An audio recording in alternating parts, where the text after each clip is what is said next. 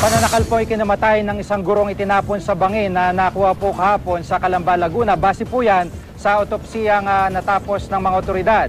At yung pong suspect na driver na sumuko at umako sa krimen ay kinasuhan na. May live report si Rida Reyes. Rida? Yes, Jiggy, formal na ang sinampahan ng kasong murder ng Muntinlupa Police ang 41 anyos na si Johnny Ortiz, ang suspect sa pagpatay sa 50 anyos na English teacher na si Julieta de la Cruz.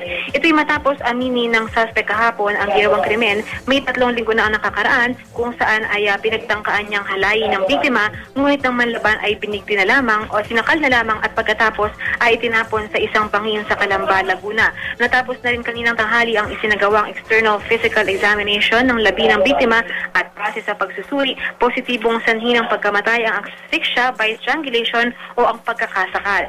Gayunman, Jiggy, ay mahirap na raw na matukoy kung may naganap na nga bang pangahalay sa biktima, lalo pat halos mummified na ang katawan dahil ilang araw na raw itong nakabilad bago natagpuan kahapon.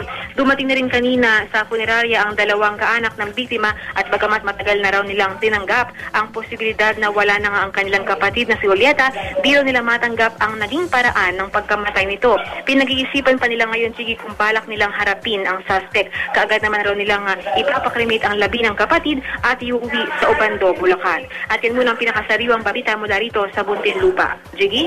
Maraming salamat, Rida Reyes.